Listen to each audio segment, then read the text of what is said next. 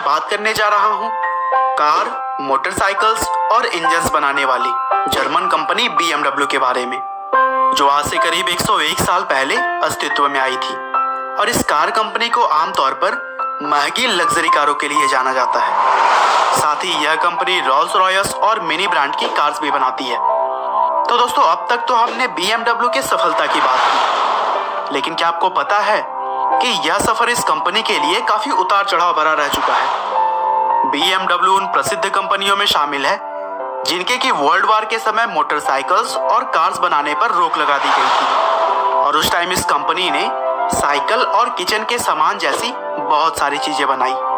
और एक समय खुद बिकने की कगार पर खड़ी इस कंपनी ने आगे चलकर रोल्स रॉयस जैसी बड़ी कंपनी को भी खरीदा। तो चलिए दोस्तों, हम जानते हैं कि आखिर BMW का अभी तक का यह उतार चढ़ाव भरा सफर कैसा रहा। तो दोस्तों, BMW के फाउंडर का नाम कार्ल फ्राइडरिच रैप है, जिनका जन्म 24 सितंबर 1882 को जर्मनी में हुआ था। आगे चलकर वे मैकेनिकल इंजीनियर बने और फिर 1918 में उन्होंने कार्ल रैप मोटोरेनवेयर के नाम की एक कंपनी खोली, जिस कंपनी में मुख्य तौर पर एयरक्राफ्ट्स और वाहनों के इंजन्स बनाए जाते थे। कुछ सालों के बाद पहला वर्ल्ड वार भी शुरू हो गया और उस समय एरो इंजन्स की डिमांड भी काफी बढ़ गई थी। इसी डिमांड को पूरा करने के लिए उन्होंने 7 मार्च 1916 को दो कंपनियों के साथ मिलकर एक नई कंपनी बनाई, जिसका नाम उन्होंने बावेरियन मोटर वर्क रखा और इसी को हम शॉर्ट में BMW के नाम से जानते हैं। दरअसल यह नाम BMW का इंग्लिश नाम है। इसके जर्मन नाम को आप अपने स्क्रीन पर देख सकते हैं। BMW का पहला प्रोडक्ट BMW 3A नाम का एक एयरक्राफ्ट इंजन था, जिसकी क्वालिटी इतनी जबरदस्त थी कि यह मिलिट्री को काफी पसंद आया और BMW को उनके द्वारा एक बड़ा ऑर्डर मिल गया। लेकिन 1918 में वर्ल्ड वार खत्म हो जाने के बाद सिचुएशंस कुछ ऐसी बनी कि BMW को एरो इंजन बनाना बंद करना पड़ा। इसीलिए BMW ने खेतों में यूज किए जाने वाले पंप, बस और ट्रैक्टर के इंजन जैसी बहुत सारी चीजें बनानी शुरू की। तो 23 में BMW ने मोटरसाइकिल्स बनाना भी शुरू कर दिया और इस कंपनी का पहला सफल मोटरसाइकिल R32 था। 1928 में BMW ने ऑटोमोबाइल वेयर के नाम की एक कंपनी को खरीदकर कार्स का प्रोडक्शन करना भी शुरू कर दिया और फिर इस कंपनी की पहली कार BMW 3/15 लॉन्च की गई। 1939 में दूसरे विश्व युद्ध के शुरुआती दौर में कंपनी ने फिर से एरो इंजन्स बनाने की शुरुआत की, लेकिन इसी बीच उनके कई फैक्ट्रीज पर बमबारी की गई और कुछ को तो सोवियत सरकार ने जब्त कर लिया था। और इतना ही नहीं, उनके कंपनी के ऊपर मोटरसाइकिल्स और कार्स बनाने पर भी रोक लगा दी गई थी। लेकिन इसके बावजूद भी हार ना मानते हुए उन्होंने किचन का सामान और साइकिल जैसी बहुत सारी चीजें बनानी शुरू की।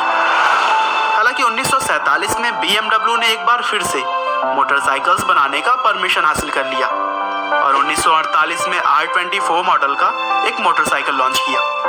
हालांकि कार्स बनाने पर अभी भी बैन लगा हुआ था, लेकिन 1951 में यह बैन भी हटा दिया गया और फिर BMW की कार 501 लॉन्च की गई। हालांकि BMW की कार बहुत ही महंगी थी, जिस वजह से 1954 तक BMW की कमाई का मुख्य जरिया सिर्फ मोटरसाइकिल ही था। हालांकि अपने प्रॉफिट में कमी करने के बाद 1955 में BMW ने कुल 10,000 कार्स की बिक्री की, लेकिन उन्हें इस स्ट्रैटेजी में घाटा हो रहा था और 1960 आते आते BMW बिकने की कगार पर आ गई। लेकिन 1961 में BMW की 1500 मॉडल की कार लॉन्च की गई, जो कि कंपनी को बचाने में बहुत मददगार साबित हुई और इसे स्पोर्ट्स कार के तौर पर लोगों ने खूब पसंद किया। आगे भी कंपनी ने कार्स के बहुत सारे अच्छे मॉडल लाए और लोगों ने भी इन कार्स को खरीदना पसंद किया और कुछ इसी तरह से इस कंपनी ने एक नई ऊंचाइयों को छुआ। आगे चलकर BMW ने 1994 में ब्रिटिश रोवर ग्रुप को खरीद लिया, जिसमें उस समय लैंड रोवर भी शामिल थी। हालांकि यह डील BMW के लिए नुकसान भरा रहा था और फिर आगे चलकर BMW ने इसे फोर्ड कंपनी को बेच दिया।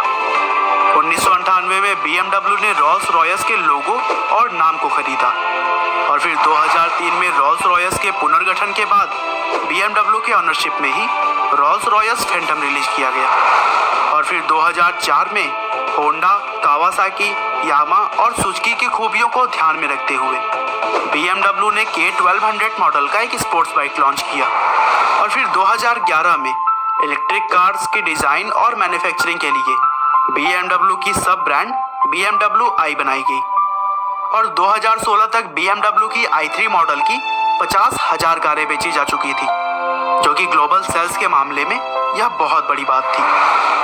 तो दोस्तों, ये थी BMW की कहानी, जिसका सफर काफी उतार चढ़ाव भरा रहा।